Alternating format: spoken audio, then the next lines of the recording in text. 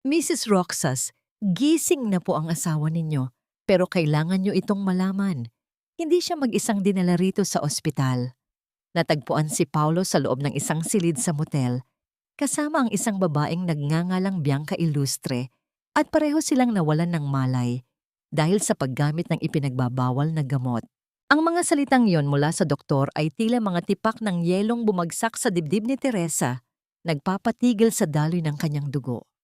Sa kanyang nanginginig na mga kamay, mahigpit pa ring nakayakap ang isang puting barong Tagalog na maingat niyang tinahi sa loob ng 3 gabi. Kahit na sinusunog ang kanyang katawan ng 39 na antas ng lagnat, kahit na namamanhid na ang kanyang mga daliri sa bawat tusok ng karayom, tiniis niya ang lahat para lamang maging perpekto ang kasuotang ito para sa tagumpay ni Paulo. Akala niya, ang pawis at dugong pumatak sa telang ito ay magiging simbolo ng kanilang magandang kinabukasan.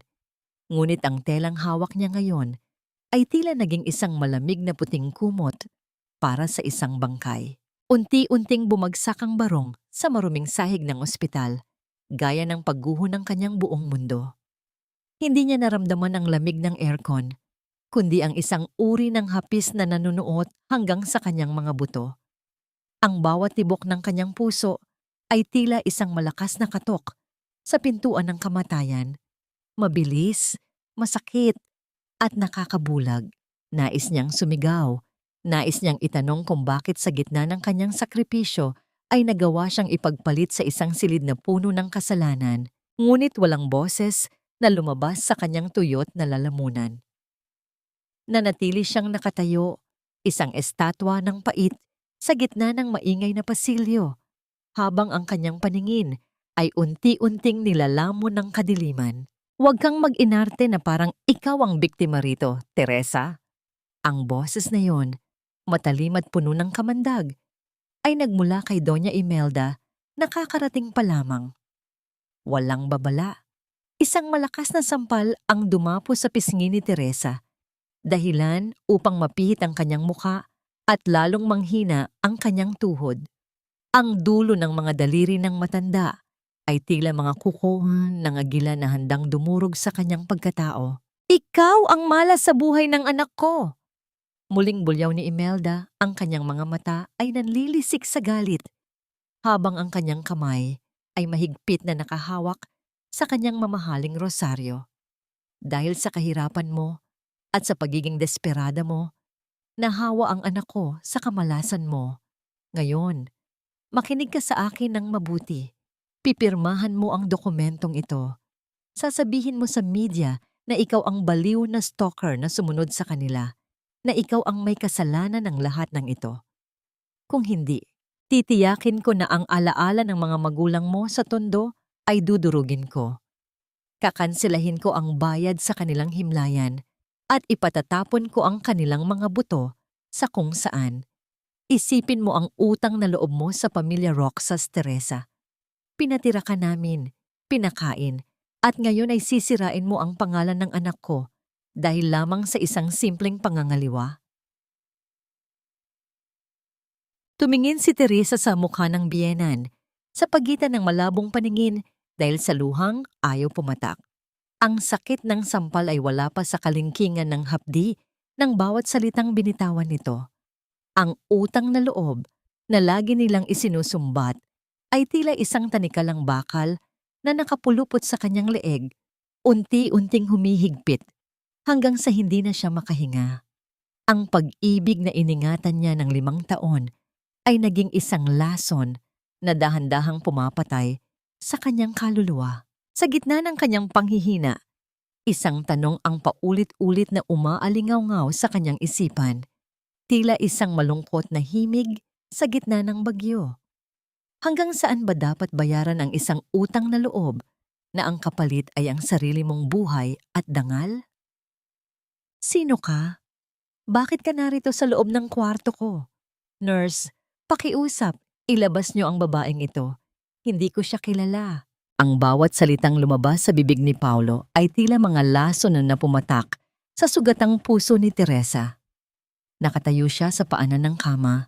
Ang kanyang mga mata ay namumugto at ang katawan ay nanginginig pa rin dahil sa lagnat na tila ayaw siyang tantanan. Inakala niya na sa sandaling magmulat ng mata, ang lalaking minahal niya ng higit sa kanyang sarili, ang kaligtasan nito ang magiging gamot sa kanyang pait.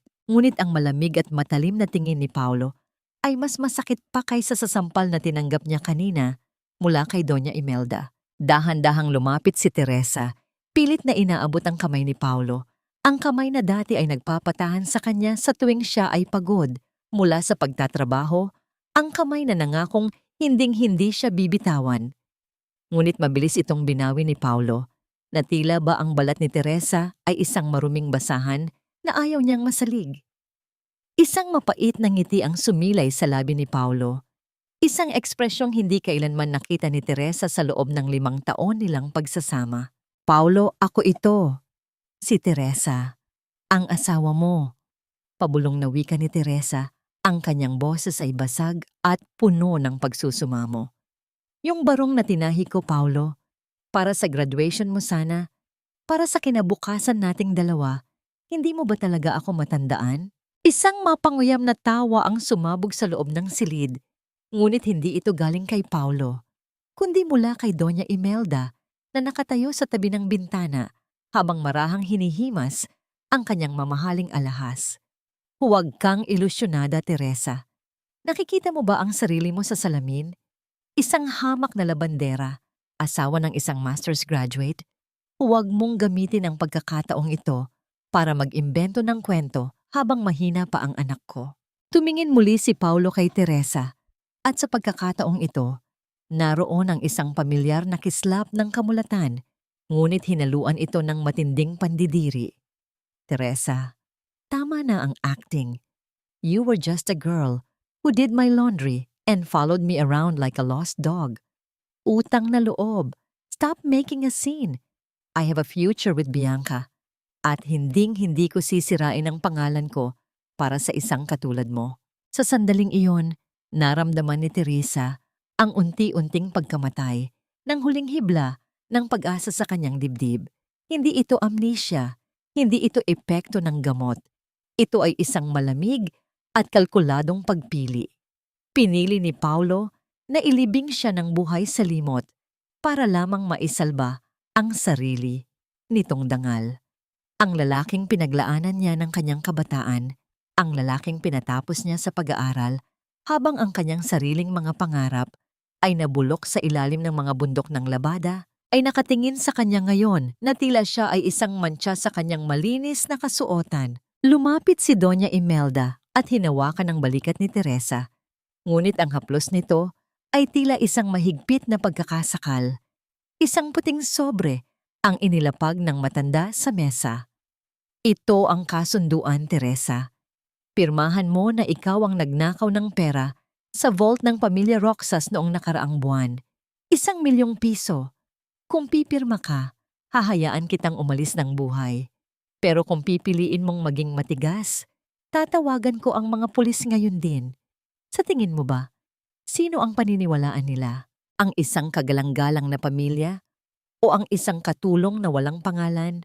Nanigas si Teresa sa kanyang kinatatayuan.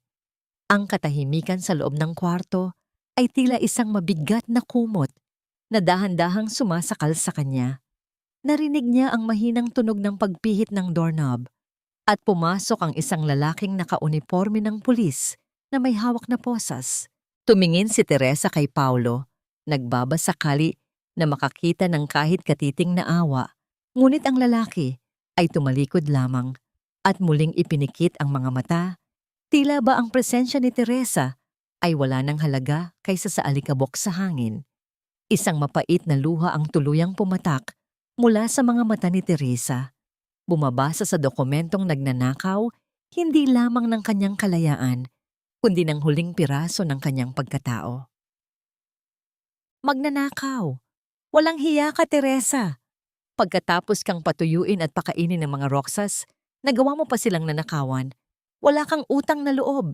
Ang sigaw na yon ni Aling Marites ay tila isang matalim na balisong na humiwa sa nananahimik na eskinita ng tondo. Ang bawat hakbang ni Teresa sa maputik at makitid na daan ay tila paglalakad sa ibabaw ng nagbabagang uling. Ang init ng sikat ng araw ay nakikipagpaligsahan sa lagnat na nanunuot pa rin sa kanyang mga buto. Ngunit, mas matindi ang nakapapasong tingin ng mga taong dati ay tinutulungan niya. Ang mga kapitbahay na hinahatiran niya ng tirang pagkain o pinapahiram ng kakarampot niyang sahod ay naroon ngayon, nakapamaywang at puno ng panghuhusga ang mga mata. Yumuko si Teresa.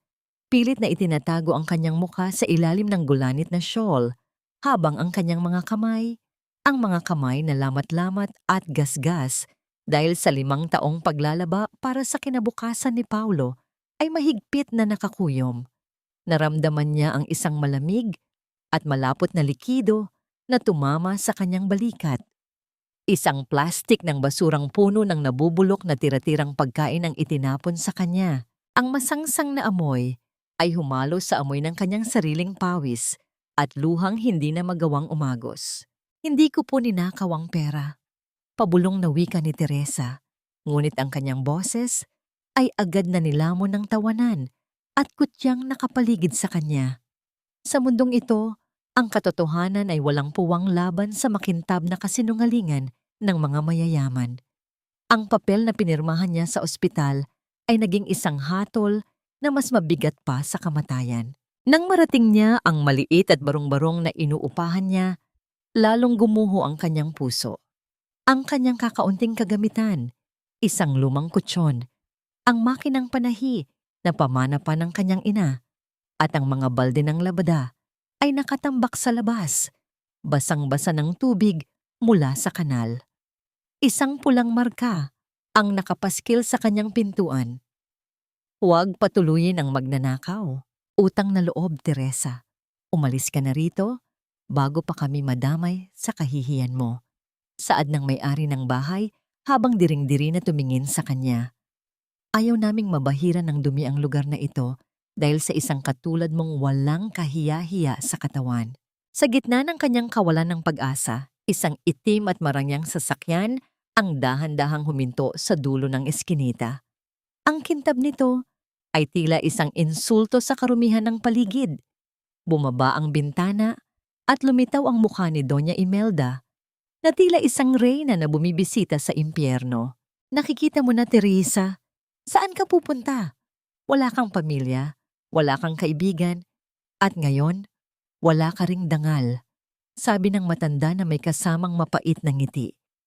Pero dahil mabuti ang aking puso, bibigyan kita ng isang pagkakataon, isang paraan para mabayaran mo ang 1,000,000 piso na ninakaw mo sa amin nang hindi ka nabubulok sa kulungan. Tumingala si Teresa. Ang kanyang mga mata ay puno ng pagod at hapis. Alam niya na ang bawat salitang lumalabas sa bibig ng matanda ay isang bitag, ngunit wala na siyang ibang matatapakan. Mula sa araw na ito, magtatrabaho ka sa mansyon ng magiging asawa ni Paulo kay Bianca Ilustre. Pagpapatuloy ni Imelda, ang kanyang boses ay tila isang hatol ng habambuhay na pagkakakulong. Magiging alila ka nila. Bawat sahig na luluhuran mo, bawat duming lilinisin mo, ay magpapaalala sa iyo ng utang na kailangan mong bayaran hanggang sa huling sentimo. Handa ka na bang harapin ang impyernong pinasok mo? Nanginginig ang mga labi ni Teresa habang dahan-dahang tumatango. Habang sumasakay siya sa sasakyan, lumingon siya sa huling pagkakataon sa eskinita ng tondo. Alam niyang sa pagpasok niya sa pintuan ng mansyong yon, hindi lamang ang kanyang kalayaan ang maiiwan niya, kundi ang huling bahagi ng babaeng dati ay marunong pang magmahal. Ngunit sa ilalim ng kanyang nanlulumong anyo, isang maliit na kislap ng galit ang nagsisimulang mabuo. Isang apoy na hindi pa nararamdaman ng mga roksas. Huwag mong dungisan ang puting marmol ng mansyon ko ng mga luhang yan, Teresa. Baka madulas ako at lalong maging masama ang timpla ng araw ko sa iyo. Ang boses ni Bianca Ilustre ay tila isang matalim na hagupit na bumasag sa katahimikan ng malawak na salas. Nakaluhod si Teresa sa malamig na sahig. Ang kanyang mga palad ay nakalubog sa balde ng tubig na may halong matapang na kemikal. Ang hapdi sa kanyang mga kamay na dati nang sugatan mula sa paglalaba sa tondo ay gumagapang na ngayon hanggang sa kanyang mga braso. Ngunit mas masakit ang bawat halakhak ni Bianca habang ito ay marahang humihigop ng tiya. Sino ba ang mag-aakala? Patuloy ni Bianca habang ang dulo ng kanyang sapatos na may mataas na takong ay marahang itinutulak ang balde, dahilan upang matapon ang maruming tubig sa bahagi ng sahig na kalilinis lang ni Teresa. Ang babaeng nangarap na maging reyna ng buhay ni Paulo, ngayon ay tila isang basahang ipinampupunas sa sarili niyang kahihiyan. Linisin mo yan. Ngayon din, hindi kumibo si Teresa. Ang kanyang mga mata ay nanatiling nakapako sa tubig na dahan-dahang kumakalat sa sahig. Nararamdaman niya ang panginginig ng kanyang mga kalamnan. Ang bawat hininga niya ay tila may kasamang bubog na sumasugat sa kanyang baga.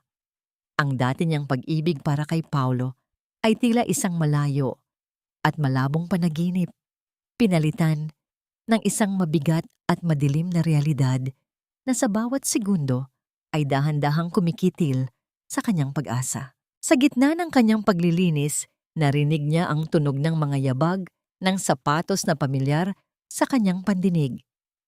Si Paulo. Pumasok ang lalaki sa silid, bitbit ang isang makapal na folder, at tila hindi man lang napansin ang anyo ni Teresa na nakasubsob sa sahig. Lumapit ito kay Bianca at hinalikan ng dalaga sa noo. Ang halik na dati ay para lamang sa kanya. Hon, nakuha ko na ang mga pirma para sa Grand Heritage Project, bulong ni Paulo. Ngunit sa katahimikan ng silid, ang bawat salita ay tila kulog sa pandinig ni Teresa. Kapag natuloy ang investment na ito, hindi na tayo kailangan pang umasa sa pamilya ko. We can siphon the funds slowly. Don Eduardo is getting old. Hindi niya mapapansin ang mga butas sa accounting. Siguraduhin mo lang, Paulo, sagot ni Bianca habang nakangiti ng mapanukso kay Teresa. Ayaw kong magkaroon ng aberya lalo na't malapit na ang ating kasal. Kailangan nating gamitin ang Grand Heritage para malinis ang lahat ng utang natin at maitago ang mga dumi ng nakaraan. Napatigil ang kamay ni Teresa sa pagpupunas. Ang kanyang puso ay tila tumigil sa pagtibok sa narinig na pagtataksil. Hindi lamang sa kanya, kundi sa isang taong hindi pa niya kilala. Ang Grand Heritage ang pinakasikat at kagalang-galang na hotel sa bansa at plano itong bastusin at pagnakawan ng 2 taong nasa harap niya. Ang galit na dati ay maliit na kislap lamang sa kanyang dibdib ay biglang nagliyab. Hindi na ito tungkol lamang sa kanyang nasirang puso. Ito ay tungkol sa kasamaang tila wala ng hangganan. Habang ang dalawa ay nagtatawanan sa kanilang planong pagnanakaw, si Teresa ay nanatiling tahimik. Ngunit sa loob niya, ang bawat salitang binitawan ni Paulo ay itinatatak niya sa kanyang memorya. Ngunit sa gitna ng kanyang lihim na pakikinig, isang malakas na tunog ng pagbasag ang yumanig sa silid. Aksidenteng nasagi ni Teresa ang isang mamahaling florera sa tabi ng sofa habang sinusubukan niyang lumapit para makinig pa ng maigi. Tumigil ang tawanan ni Paulo at Bianca. Ang kanilang mga mata ay sabay na bumaling sa nanginginig na anyo ni Teresa na napapaligiran ng mga piraso ng basag na kristal. Anong ginagawa mo rito? Nakikinig ka ba? Ang boses ni Paulo ay wala ng bakas ng pagkukunwari. Tanging purong takot at lupit na lamang ang naroon. Dahan-dahang tumayo si Teresa. Ang kanyang mga kamay ay dumidugo dahil sa mga piraso ng kristal na bumaon sa kanyang balat. Ngunit ang kanyang tingin ay hindi na nakayuko. Sa unang pagkakataon, tiningnan niya si Paulo ng diretso sa mga mata. Isang tingin na tila nagsasabing alam na niya ang lahat. Walang hiya ka. Alam mo ba kung magkano ang florerang yan? Higit pa yan sa kabuuan ng buhay mo, Teresa. Ang sigaw ni Bianca ay tila isang matalim na kidlat na gumuhit sa gitna ng marangyang salas. Hindi na nakapaghintay ang dalaga. Mabilis siyang lumapit at sinabunutan si Teresa. Pilit na itinatayo ang huli mula sa pagkakaluhod sa gitna ng mga basag na kristal. Ang bawat paghatak ni Bianca ay nagdudulot ng hapdi sa anit ni Teresa. Ngunit mas ramdam niya ang mga piraso ng bubog na lalong bumaon sa kanyang mga tuhod at palad. Hon, sandali! Baka may nakita o narinig ang babaeng ito. Ang boses ni Paulo ay puno ng pagkabalisa. Hindi ito pag-aalala para kay Teresa, kundi takot para sa sarili nilang kaligtasan. Lumapit ang lalaki at hinawakan ng mahigpit ang panga ni Teresa. Pilit na iniharap ang mukha nito sa kanya. Ano ang narinig mo, Teresa? Sumagot ka. Sa halip na sumagot, nanatiling tikom ang bibig ni Teresa.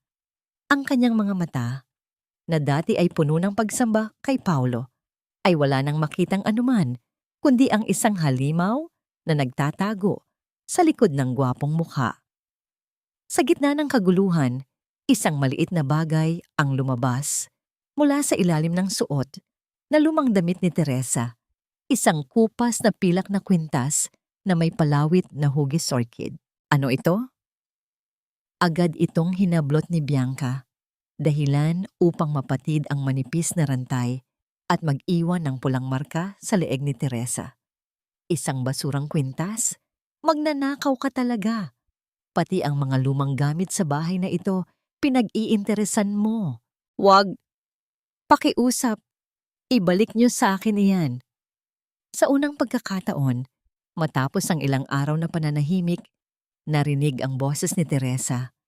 Puno ito ng panginginig at matinding pait. Iyan na lang ang tanging alaala ko sa nanay ko. Iyan na lang ang natitira sa akin, Bianca. Paulo, parang awa niyo na. Isang nakakabinging tawanan ang sumabog mula sa pintuan. Naroon si Doña Imelda, nakasuot ng kanyang itim na belo matapos manggaling sa simbahan. Bit-bit ang kanyang mamahaling bag. Lumapit ang matanda at kinuha ang kwintas mula kay Bianca. Sinuri niya ito nang may matinding pandidiri. Tila ba may dalang nakamamatay na sakit ang maliit na alahas. Alaala ng nanay mo? Paguyam ni Imelda habang marahang pinaglalaruan ng kwintas sa kanyang mga daliri. Ang isang katulad mo ay walang karapatang magkaroon ng kahit anong alaala habang may utang ka pa sa amin. Ang bawat bagay na pag-aari mo ay pag-aari na rin namin dahil sa kapal ng mukha mong pagnakawan kami. Sa labas, ang langit ay biglang nagdilim at ang hangin ay nagsimulang humagupit ng malakas. Isang babala ng paparating na unos sa Maynila. Ang tunog ng malalakas na patak ng ulan sa bubong ay tila mga tambol na nagbabadya ng isang trahedya. Lumakad si Doña Imelda patungo sa balkonahe na sinusundan ni na Paulo at Bianca. Sa kabila ng hapdi ng kanyang mga sugat, pilit na gumapang si Teresa patungo sa kanila. Ang kanyang mga daliri ay nag-iiwan ng bakas ng dugo sa puting marmol. Doña Imelda, pakiusap. Kahit anong gawin niyo sa akin, tatanggapin ko. Wag lang ang kwintas na yan. Pagsusumamo ni Teresa, ang kanyang boses ay nalulunod sa ugong ng hangin. Tumingin ang matanda sa kanya. Isang ngiting demonyo ang sumilay sa mga labi nito. Gusto mo ito, Teresa? Kunin mo. Sa isang iglap, binitiwan ni Imelda ang kwintas sa labas ng balkone. Ang maliit na orchid na pilak ay tila isang bumabagsak na bituin na diretsong nahulog sa madilim at bumubulwak na imburnal sa ibaba, kung saan ang maruming tubig ay mabilis na tinatangay ng agos ng baha. Oh, ano pang hinihintay mo? Habulin mo ang basurang alaala mo bago ito tuluyang lamunin ng putik. Halakhak ni Imelda. Habang isinasara ang pintuan ng balkonahe, iniiwan si Teresa sa gitna ng malamig at mapang-aping ulan. Napatulala si Teresa sa madilim na kalsada. Ang kanyang puso ay tila tumigil na rin sa pagtibok. Ang huling piraso ng kanyang pagkatao, ang huling ugnayan niya sa kanyang nakaraan, ay kinuha sa kanya sa pinakamalupit na paraan. Dahan-dahang tumayo si Teresa. Ang kanyang paningin ay nakapako sa malalim at maruming kanal. Sa gitna ng malakas na ulan, ang kanyang mga mata ay hindi na naglalabas ng luha, kundi isang malamig na apoy na handang tumupok sa lahat ng humarang sa kanyang landas. Na, Wala na ang lahat. Kahit ang huling hibla ng aking pagkatao, nilamon na ng madilim na agos ng imburnal. Ang malalakas na buhos ng ulan ay tila libu-libong latigo na walang awang humahagupit sa likuran ni Teresa. Sa bawat pagpalo ng hangin, tila ibinubulong ng bagyo ang kanyang kawalan ng halaga. Nakalubog ang kanyang mga tuhod sa maruming tubig ng kanal. Ang kanyang mga kamay ay pilit na humahalukay sa makapal at mabahong putik. Hindi niya maramdaman ang lamig dahil ang apoy ng pighati sa kanyang dibdib ay sapat na upang pakuluin ang kanyang dugo. Ang bawat kuko niya ay puno na ng itim na dumi. Ang bawat sugat mula sa basag na kristal kanina ay tila binubudburan ng asin sa tuwing madidikit sa maruming tubig. Ngunit hindi siya tumigil. Sa loob ng marangyang mansyon, nakikita niya ang liwanag ng mga chandelier at naririnig ang mahinang tunog ng tawanan ni na Paulo at Bianca. Sila ay ligtas, mainit at busog sa kapangyarihan habang siya ay naririto sa labas. Isang anino sa gitna ng unos, nakikipagbuno sa basura para lamang sa isang maliit na piraso ng pilak. Ang kwintas na yon, ang tanging saksi na minsan sa buhay niya. Bago siya naging alila ng mga Roxas, ay may nagmahal sa kanya. May tumawag sa kanya na anak. Ma, pakiusap. Huwag mo akong iwan sa dilim. Bulong ni Teresa, ang kanyang boses ay nanginginig at halos hindi marinig dahil sa ingay ng kulog na gumigising sa buong Maynila. Ang kanyang mga daliri ay may nasapong matigas na bagay. Sa pag-aakalang yon na ang kwintas, buong lakas niya itong hinila. Ngunit isang piraso lamang pala ito ng kalawangin na yero na lalong naghiwa sa kanyang palad. Sa puntong yon, bumigay ang kanyang katawan.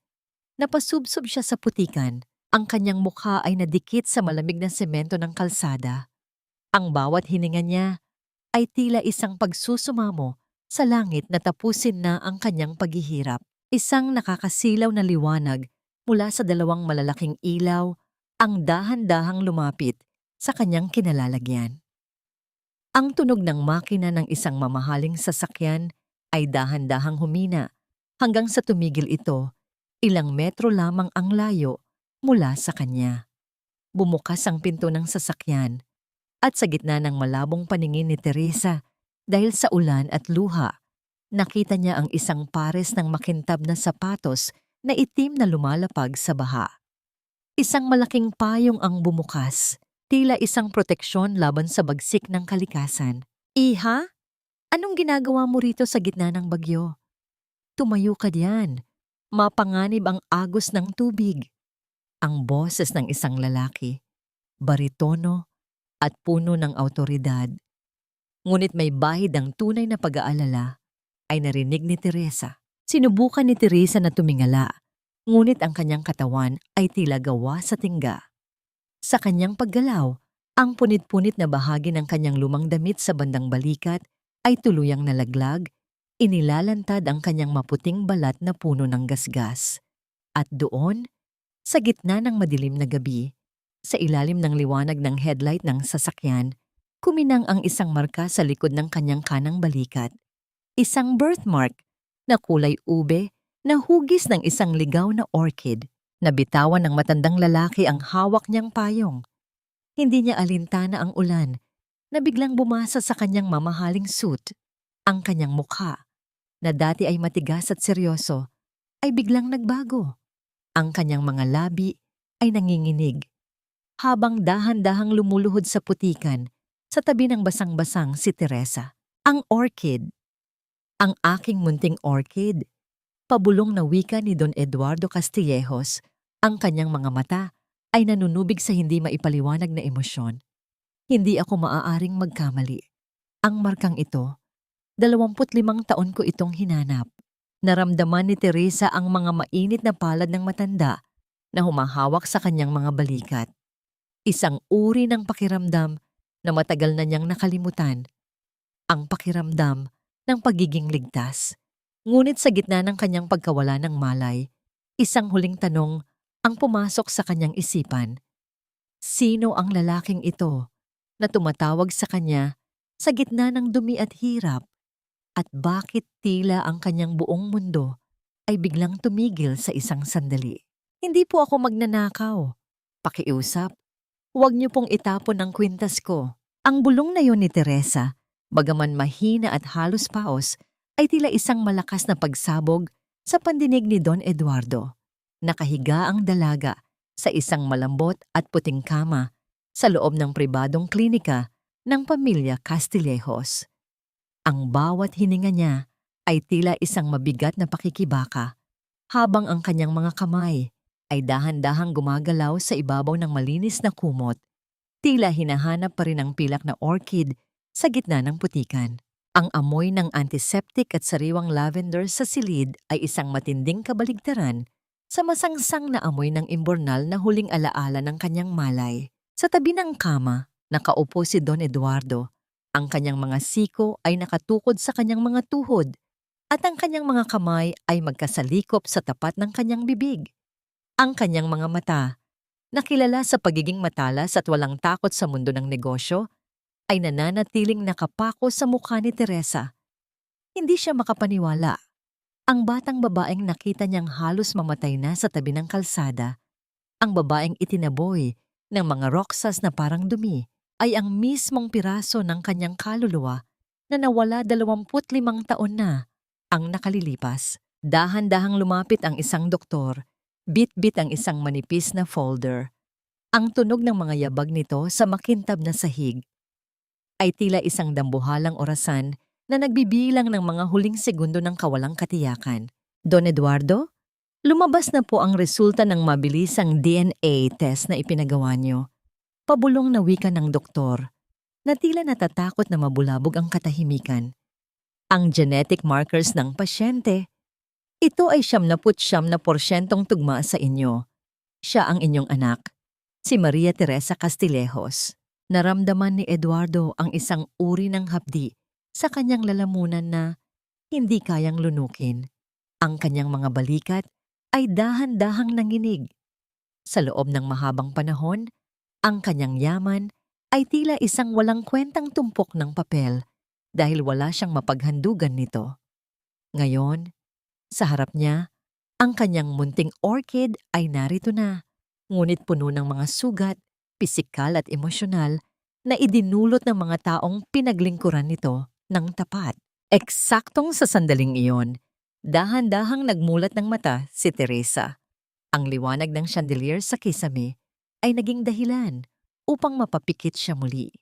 Ang bawat bahagi ng kanyang katawan ay tila binubog sa sakit, ngunit ang pinakamasakit ay ang alaala ng tawa ni na Paulo at Bianca habang itinatapon ang kanyang dangal. Nasaan po ako? Tanong ni Teresa. Ang kanyang boses ay tila isang tuyot na dahon na tinangay ng hangin. Sinubukan niyang bumangon, ngunit agad siyang pinigilan ng isang mainit at malambot na kamay. Huwag kang matakot, iha. Hindi, ang aking anak. Narito ka na sa tahanan mo, sabi ni Eduardo. Ang kanyang boses ay puno ng pagsusumamo at pag-ibig na matagal nang nabaon sa limot. Tumingin si Teresa sa matanda. Hindi niya ito kilala, ngunit merong isang bagay sa mga mata nito na nagparamdam sa kanya na ang unos ay natapos na. Gayunpaman, sa halip na umiyak sa tuwa, ang mukha ni Teresa ay unti-unting naging matigas. Ang kanyang mga mata, na dati ay puno ng kahinaan, ay dahan-dahang napalitan ng isang malamig at matalim na kislap. Naalala niya ang bawat sampal, bawat dura, at ang bawat pang-aalipusta ng pamilya. Roxas. Kung ako nga po ang anak niyo, simula ni Teresa, ang kanyang pananalita ay dahan-dahang nagkakaroon ng bigat. Hiling ko po na manatili itong lihim. Ayaw ko pong makilala bilang biktima na iniligtas ng isang mayamang ama. Napakunot ang noo ni Eduardo, ngunit hindi siya sumagot. Gusto ko pong bumalik sa mansyong yon. Pagpapatuloy ni Teresa habang mahigpit na nakakuyom ang kanyang mga palad sa ilalim ng kumot. Gusto kong makita ang kanilang mga mukha kapag ang alilang itinapon nila sa imburnal ay siyang kukuha ng lahat ng bagay na mahahalaga sa kanila. Gusto ko silang mawasak Hindi dahil sa pera nyo, kundi dahil sa sarili nilang kasakiman. Isang mabigat na katahimikan ang bumalot sa silid. Ang tanging maririnig ay ang mahinang lagaslas ng ulan sa labas ng bintana. Ang munting orchid na dati ay marupok at madaling mayurakan ay dahan-dahan nang naghuhunos bilang isang bulaklak na may dalang lason para sa kanyang mga kaaway. Hindi sapat ang galit, Maria Teresa. Ang galit ay parang apoy. Kung hindi mo ito gagamitin ng tama, ikaw ang unang tutupukin nito. Ang boses ni Don Eduardo ay malamig at puno ng karunungan habang nakatayo siya sa harap ng isang malaking bintana na nakaharap sa lungsod. Sa likuran niya, si Teresa ay dahan-dahang hinahaplos ang malambot at mamahaling telang seda ng kanyang bagong kasuotan. Ang hapdi ng kanyang mga sugat sa kamay ay unti-unti nang humuhupa dahil sa mga pinakamahusay na gamot, ngunit ang mga galos sa kanyang kaluluwa ay tila mas lalong nagiging makitid at malalim. Sa bawat pagtingin niya sa salamin, hindi niya makilala ang babaeng nakatitig sa kanya. Ang mga mata na dati ay puno ng pagsusumamo ay pinalitan na ng isang mamapanganib na katahimikan. Inabot ni Don Eduardo ang isang makapal na folder sa kanyang anak. Ang tunog ng paglapag ng mga papel sa mesa ay tila isang hudyat ng pagsisimula ng isang digmaan na walang ingay.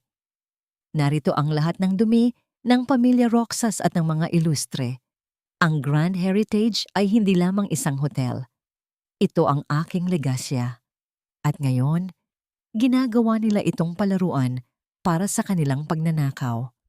Tuturuan kita kung paano maging isang anino, Maria Teresa. Tuturuan kita kung paano sila pababagsakin gamit ang sarili nilang mga kamay. Sa sumunod na 6 na buwan, ang buhay ni Teresa ay naging isang masalimuot na pagsasanay. Sa umaga, ang kanyang mga daliri na dati ay sanay sa pagkuskos ng labada ay natutong humawak ng pluma at magsuri ng mga komplikadong financial statements.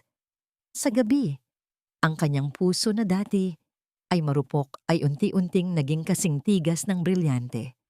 Tuwing gabi, bago siya matulog, dahan-dahan niyang hinahawakan ang markang orchid sa kanyang balikat, ang kaisa-isang bagay na hindi kayang nakawin ni na Paulo at Bianca. Samantala, sa loob ng marangyang opisina ng mga Roxas, tila abot langit ang kagalakan. Ang tunog ng pag-untog ng mga baso ng wine ay maririnig sa buong silid habang nagdiriwang sina Paulo at Bianca. Akala nila ay tapos na ang lahat ng kanilang problema. Mabuti na lang at nawala na ang mansyang iyon sa buhay natin, Hon. Saad ni Bianca habang nakasandal sa dibdib ni Paulo. Ang kanyang tinig ay puno ng kasamaan at tagumpay. Tiyak na nabulok na sa kung saang kanal ang babaeng iyon. At ngayon, malapit na nating makuha ang buong pondo para sa Grand Heritage Expansion. Wala nang makakaharang sa atin. Hinalikan ni Paulo ang kamay ni Bianca, ngunit may isang saglit na dumaan ng kaba sa kanyang mga mata. Isang alaala ng malamig na titig ni Teresa noong huli silang magkita. Agad niya itong iwinaksi at pinalitan ng isang mapang-uyam ng ngiti. Huwag mo nang isipin ang basurang iyon. Ang Grand Heritage ay magiging atin at sa araw ng kasal natin, ipakikita natin sa buong mundo na tayo ang bagong hari at reyna ng industriyang ito. Hindi nila alam na sa bawat tawa nila, isang dokumento ang dahan-dahang napipirmahan sa kabilang panig ng lungsod.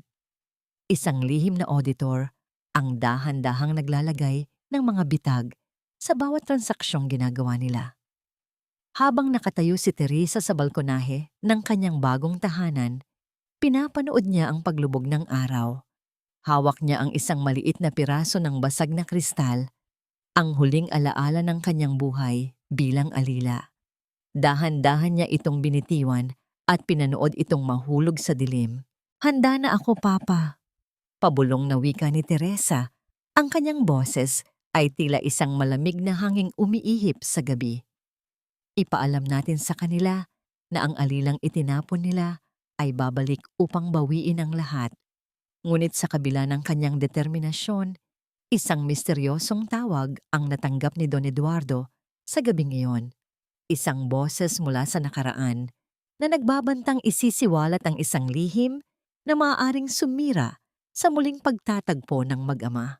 Minsan, ang pinakamalakas na sigaw ay nagmumula sa pinakatahimik na pagkatao at sa gabing ito, ang katahimikan ko ang magiging mitya ng inyong pagbagsak. Ang tunog ng mga takong ni Teresa sa makintab na marmol ng boardroom ng Grand Heritage ay tila isang matalim na ritmo ng hustisya. Wala na ang amoy ng murang sabon at ang dungis ng uling. Pinalitan ito ng halimuyak ng mamahaling pabango at ang kinang ng isang pasadyang itim na suit na tila baluti ng isang mandirigma. Sa kanyang mukha ay suot niya ang isang pares ng salamin na bahagyang nagtatago sa matatalim niyang mata at ang kanyang buhok ay maayos na nakapusod. Isang anyo na malayo sa basang-basang alilang gumagapang sa kanal-anim na buwan na ang nakalilipas. Sa loob ng silid nakaupo sina Paulo at Bianca kasama ang ilang board members. Ang dalawa ay bakas ang pagkainip at kayabangan. Akala nila ay formalidad na lamang ang pagpupulong na ito para sa kanilang pinakaasam na pondo. Nasaan na ba ang sinasabing representative ng Castillejos Group? We don't have all day. My fiancé and I have a wedding to plan. Reklamo ni Paulo habang tinitingnan ang kanyang mamahaling relo. Eksaktong sa sandaling iyon, bumukas ang pinto. Pumasok si Teresa kasunod ang dalawang abogado. Ang hangin sa loob ng silid ay tila biglang lumamig. Naramdaman ni Paulo ang isang kuryenteng dumaloy sa kanyang gulugod nang pumasok ang babae, ngunit hindi niya matukoy kung bakit tila pamilyar ang aura nito. Good morning, everyone. I am Ms. Maria Teresa, the special consultant appointed by Don Eduardo Castillejos to oversee the Grand Heritage Expansion Project. Ang boses ni Teresa ay buo, malamig at puno ng autoridad. Napanganga si Bianca habang tinitingnan si Teresa mula ulo hanggang paa. May matinding inggit na gumapang sa kanyang dibdib. Consultant? You look too young for that position. At bakit tila ngayon lang namin narinig ang pangalan mo? Isang mapait at pilit na ngiti ang sumilay sa labi ni Teresa. Minsan, ang mga pinakaimportanteng tao ay ang mga hindi nyo napapansin sa paligid. Shall we start? Ayon sa inyong proposal, humihingi kayo ng 500 milyong piso para sa expansion. Pero sa pagsusuri ko sa inyong audit trail, may mga leakages na hindi maipaliwanag. Namutla si Paulo. Ang hawak niyang ballpen ay dahan-dahang nadulas sa kanyang mga daliri at lumikha ng isang mahinang tunog sa mesa. Leakages? That's impossible. Ang accounting department namin ay... Ang accounting department niyo ay hawak ni Bianca Ilustre, putol ni Teresa, habang dahan-dahang lumalapit sa pwesto ni Paulo. Huminto siya sa likuran nito at ang kanyang hininga ay halos dumampi sa tenga ng lalaki. Ang pagnanakaw ay parang mantsa sa puting tela, Paulo. Kahit anong kuskus mo, kung mali ang ginagamit mong sabon, lalong kumakalat ang dumi. Napatigagal si Paulo. Ang mga salitang yon, ang talinghaga tungkol sa mantsa at tela, ay tila isang kutsilyong bumaon sa kanyang alaala. Tumingala siya upang tingnan ang mukha ni Maria Teresa at sa isang sandali, nagtagpo ang kanilang mga mata. Ang takot ay dahan-dahang namuo sa dibdib ni Paulo. Mayroon sa mga matang yon na nagpapaalala sa kanya ng isang babaeng itinapon niya sa dilim. May problema ba, Mr. Roxas? Tanong ni Teresa. Ang boses ay tila isang himig ng pananakot. Wala. You just remind me of someone I used to know. Nautal na sagot ni Paulo. Don't be ridiculous, Paulo. Bulyaw ni Bianca, bagaman bakas din ang kaba sa kanyang mukha. Miss Maria Teresa, ang pamilya namin ay kagalang-galang. We don't appreciate these accusations. Hindi ito akusasyon, Bianca. Ito ay babala. Tugon ni Teresa habang inilalapag ang isang pulang folder sa harap nila. Dahil sa mga butas na ito, ipinag-uutos ni Don Eduardo ang pansamantalang pag-freeze ng inyong mga personal assets na nakakabit sa Grand Heritage hanggat hindi natatapos ang full forensic audit. Simula ngayon, bawat sentimong gagastusin nyo, dadaan sa kamay ko. Isang nakakabinging katahimikan ang bumalot sa boardroom. Ang kapangyarihang hawak ni na Paolo at Bianca ay tila isang kastilyong buhangin na unti-unting tinatangay ng alon. Nang matapos ang meeting, naiwan si Teresa sa silid. Ang kanyang mga kamay ay nanginginig sa ilalim ng mesa. Hindi madali ang humarap sa mga taong pumatay sa kanyang pagkatao. Ngunit ang tagumpay na nakita niya sa kanilang mga mata ay sapat na pampalakas ng loob. Gayunpaman, paglabas niya, nakita niya si Don Eduardo na tila balisa sa kanyang opisina. Papa, anong nangyari? Tungkol ba ito sa tumawag kagabi? Tumingin ang matanda sa kanya. Ang mga mata ay puno ng pait. Maria Teresa, ang taong tumawag. Sinasabi niyang alam niya kung sino ang kumuha sa iyo 25 taon na ang nakalilipas at ang taong yon ay hindi malayo sa mga Roxas. I'm sorry, sir, pero decline po ang lahat ng credit cards ninyo. Maging ang inyong savings account ay naka-freeze po ang status. Ang mga salitang yon mula sa cashier ng isang mamahaling butik ay tila isang malakas na sampal sa pagmumukha ni Paolo. Sa paligid nila, ang mahinang bulungan ng ibang mga customer at ang mapanghusgang tingin ng mga sales lady ay tila mga karayom na tumutusok sa kanyang pride. Si Bianca, na may hawak na 3 mamahaling bag, ay nanlaki ang mga mata sa kahihiyan. Ang tunog ng pagkuha ng cashier sa kanyang mga card at ang marahang paglapag ng mga ito sa counter ay tila tunog ng isang bumabagsak na sentensya. That's impossible! Do you even know who we are? Baka may problema ang system nyo. Bulyaw ni Bianca. Ang kanyang boses ay nanginginig sa galit at dismaya. Paolo, do something. This is so nakakahiya. Napalunok si Paolo. Ang kanyang mga kamay ay dahan-dahang nanginginig sa ilalim ng counter. Naalala niya ang malamig na mukha ni Maria Teresa sa boardroom. Ang bawat sentimo, ang bawat luho na itinayo niya sa ibabaw ng pawis ni Teresa ay dahan-dahan nang binabawi sa kanya. Sa unang pagkakataon, sa loob ng maraming taon, naramdaman ni Paolo ang malamig na hininga ng kahirapan sa kanyang leeg. Ang parehong lamig na naranasan ni Teresa habang naglalaba sa gitna ng gabi para sa kanyang pag-aaral. Mula sa malayo, sa loob ng isang itim na sasakyang nakaparada sa tapat ng butik, pinapanood ni Teresa ang eksena. Ang kanyang mga daliri ay marahang humahaplos sa manibela. Ang kinang ng kanyang brilyanteng singsing ay tila isang mantsa ng liwanag sa dilim. Nakikita niya ang pagkapahiya sa mukha ni Paolo, ang pawis na namumuo sa noo nito, at ang desperation sa mga mata ni Bianca. Dati, kapag nakikita niyang nahihirapan si Paolo, kahit munting ubo lang nito, ay halos madurog ang puso ni Teresa. Ngunit ngayon, habang pinapanood niya ang pagguho ng mundo ng lalaki, wala siyang nararamdamang anuman, kundi ang isang tuyot at malamig na kapayapaan. Ang bawat butil ng hapis na itinanim nila sa kanya ay nagsisimula ng mamunga ng pait para sa kanila.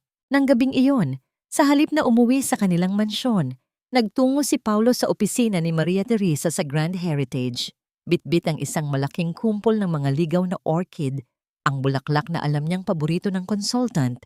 Sinubukan niyang gamitin ang kanyang pamilyar na karisma. Miss Maria Teresa, I know we started on the wrong foot. Simula ni Paolo, ang kanyang boses ay malambot at puno ng mapanlinlang na tamis habang inilalapag ang mga bulaklak sa mesa. Masyado lang kaming stress ni Bianca. I hope we can settle this audit issue privately. Maybe over dinner. Tiningnan ni Teresa ang mga bulaklak. Ang amoy ng mga orchid ay tila nagpabalik sa kanya sa madilim na imburnal, sa hapdi ng kanyang mga sugat at sa tawa ng lalaking nasa harap niya ngayon. Dahan-dahan niyang kinuha ang isa sa mga bulaklak at sa harap mismo ni Paolo, marahan niya itong pinitas. Isa-isang inalis ang mga talutot nito hanggang sa wala nang matira, kundi ang tuyot na tangkay. Ang tiwala, Mr. Roxas, ay parang orchid. Pabulong na wika ni Teresa. Ang kanyang boses ay tila isang malamig na hanging umiihip sa sementeryo. Napakahirap palaguin, pero napakadaling tapakan at pitasin. Huwag mong sayangin ang oras mo sa panliligaw sa akin. Mas mabuting gamitin mo ang oras mo para maghanap ng abogado. Nang lumabas si Paulo sa opisina, hindi niya napansin na sa anino ng pasilyo ay nakatayo si Bianca. Ang mga mata ni Bianca ay nanlilisik sa selos habang nakatingin sa mga orchid na naiwan sa basurahan at sa mukha ni Paulo na tila nahuhumaling sa misteryosong consultant. Isang matinding hinala ang gumapang sa isipan ni Bianca. Ang Paulo na kilala niya ay hindi basta-basta sumusuko sa isang babae, maliban na lang kung meron itong malalim na motibo o kung ang babaeng iyon ay may hawak na isang bagay na mas mahalaga kaysa sa pera. Nang makauwi sila, lihim na kinuha ni Bianca ang cellphone ni Paulo habang naliligo ito. Doon, nakita niya ang isang serye ng mga mensaheng ipinadala ni Paulo kay Maria Teresa. Mga salitang puno ng paghanga at pagnanasa na hindi na nito kailanman sinabi sa kanya.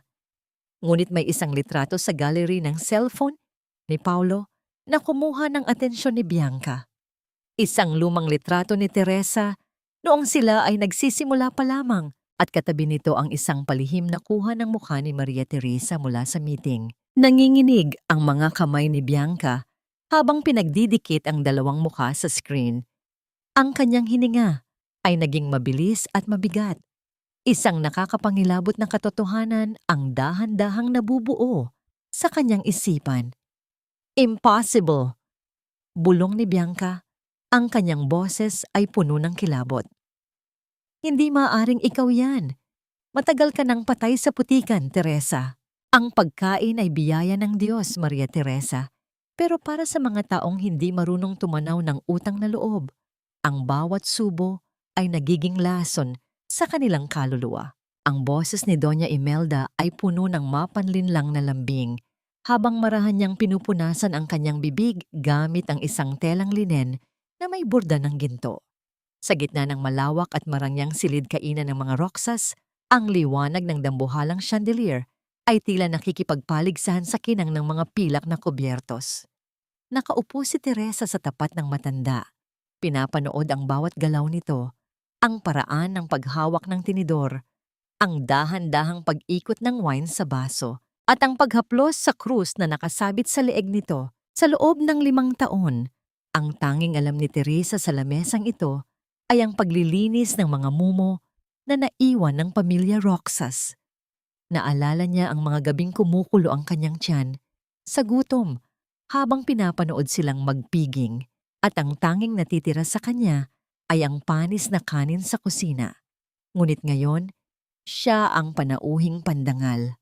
Ang bawat subo ng mamahaling steak ay tila tuyot na damo sa kanyang lalamunan, hindi dahil sa lasa, kundi dahil sa diring nararamdaman niya sa babaeng nasa harap niya. I invited you here tonight, Miss Maria Teresa, dahil naniniwala ako sa kapangyarihan ng pagkakaisa. Pagpapatuloy ni Imelda habang ang kanyang mga mata ay tila sumusuri sa kaluluwa ng consultant. Ang gulo sa Grand Heritage. It's just a misunderstanding. My son Paulo is a good man. Masyado lang siyang mapusok sa pangarap niya para sa ating lahat. Bilang isang babaeng may mataas na pinag-aralan, tiyak kong maiintindihan mo na ang pamilya ay dapat pinoprotektahan, hindi pinapabagsak. Tumingin si Teresa sa kanyang baso ng tubig. Ang malinaw na likido ay tila isang salamin ng kanyang nakaraan. Ang protection, Doña Imelda, ay ibinibigay sa mga taong karapat-dapat. Paano kung ang pamilyang sinasabi nyo ay nakatayo sa ibabaw ng mga bangkay ng mga taong kinalimutan at tinapakan nila? Napatigil ang kamay ni Imelda sa paghawak ng baso. Ang tunog ng kristal na dahan-dahang pumatong sa matigas na lamesa ay tila isang babala sa gitna ng biglang katahimikan. Isang mapait na ngiti ang sumilay sa labi ng matanda. You speak with so much passion, Hija. Para kang may malalim na hugot sa buhay. Sabihin mo sa akin, magkano ba? Magkano ang kailangan para matigil ang audit na ito at hayaan ang kasal ng anak ko na matuloy ng walang aberya? Dahan-dahang ibinaba ni Teresa ang kanyang mga kubyertos. Ang marahang pagtama ng bakal sa porselana ay tila tunog ng isang kadenang naputol. Hindi lahat ng bagay ay nabibili ng pera niyo, Doña Imelda. Ang dangal na kinuha niyo sa ibang tao, ang buhay na sinira niyo, wala kayong sapat na yaman para bayaran yon. Eksaktong sa sandaling iyon, ang pintuan ng silid-kainan ay bumukas ng marahas. Pumasok si Paulo. Pawis na pawis at hawak ang kanyang cellphone. Ang kanyang muka ay kasing puti ng papel. Mama, ang mga investors mula sa Singapore, kakansilahin na nila ang commitment. Nauutal na sigaw ni Paulo, hindi alintana ang presensya ni Maria Teresa. Nalaman nila ang tungkol sa freeze order sa mga assets natin. At hindi lang iyon. May kumakalat na balita sa social media tungkol sa isang dating alila na idinimanda natin ng pagnanakaw. Someone is leaking the court documents from 6 months ago. Tumayo si Doña Imelda.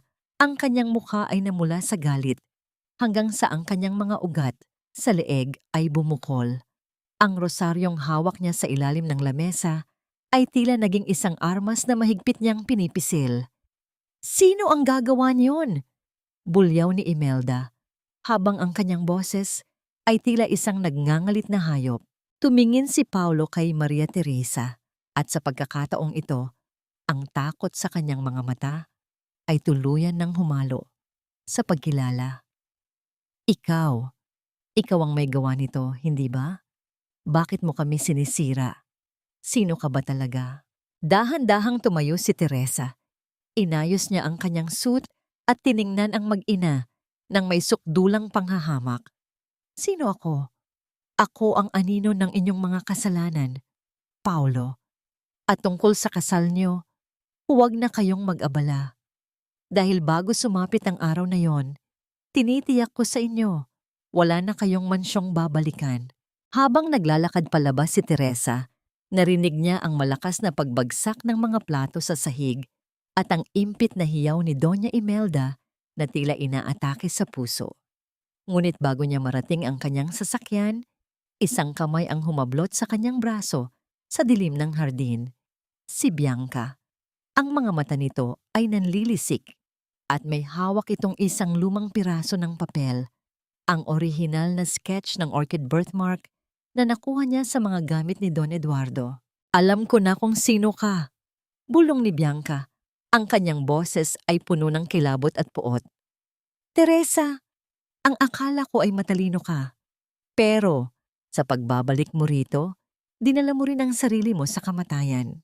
Akala mo ba matatakpan ng mamahaling tela at bango ng pabango ang baho ng isang hamak na katulong? Kahit balutin mo pa ang sarili mo ng ginto, Teresa, amoy labada ka pa rin. Ang boses ni Bianca ay parang isang matalim na pako na kinalos sa pader ng katahimikan sa madilim na hardin. Nakatayo siya sa harap ni Teresa. Ang kanyang mukha ay nanginginig sa pagitan ng galit at isang uri ng baliw na tagumpay. Hawak niya ang papel kung saan nakaguhit ang orchid birthmark. Isang ebidensya na sa tingin niya ay magiging mitya ng muling pagbagsak ng babaeng nasa harap niya. Ramdam ni Teresa ang biglang pagbilis ng tibok ng kanyang puso. Tila isang ibong nagpupumiglas sa loob ng isang masikip na hawla. Ang kanyang mga kamay na nakatago sa bulsa ng kanyang itim na blazer ay dahan-dahang nanginig. Naalala niya ang lamig ng putik, ang hapdi ng bawat sampal, at ang pakiramdam ng pagiging walang kwenta. Ngunit sa halip na yumuko, huminga siya ng malalim. Isang hiningang puno ng lamig ng gabi at ang tapang na hinubog ng 6 na buwang pagtitiis. Ang dumi sa mga kamay ko noon, Bianca, ay dumi ng marangal na trabaho.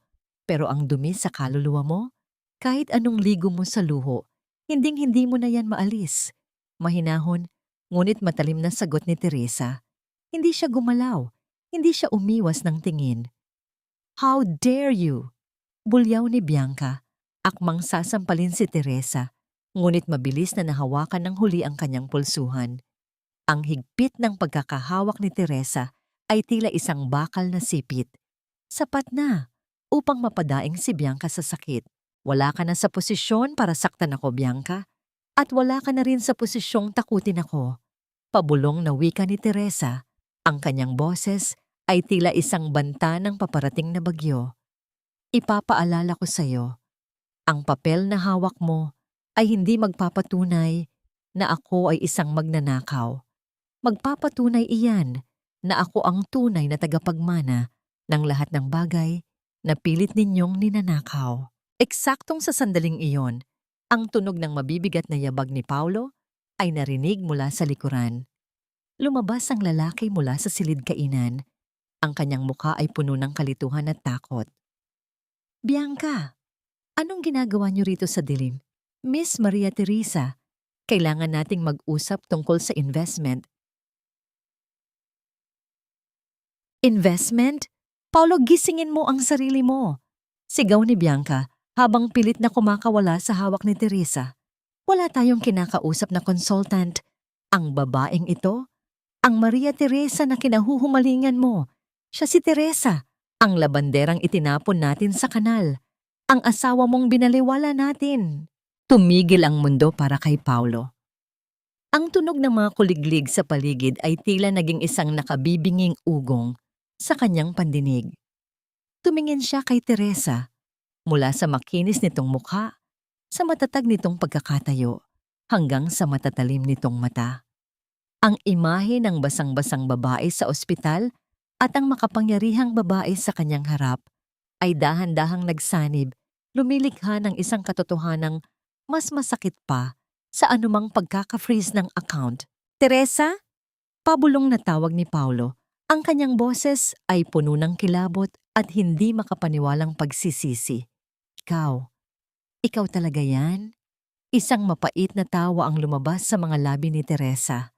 Ngayon mo lang ako nakilala, Paulo. O baka naman mas madali para sa'yo na makita lang ako kapag may pakinabang ako sa'yo. Wala kaming pakialam kung anak ka pa ni Don Eduardo. Muling singhal ni Bianca na sa wakas ay nakabitaw. Sasabihin ko sa lahat ang katotohanan. Sasabihin ko na isa kang impostora, na ginamit mo ang birthmark na yan para lokohin ang matanda. I will destroy you, Teresa. Gawin mo, Bianca, ipakita mo sa lahat ang papel na yan.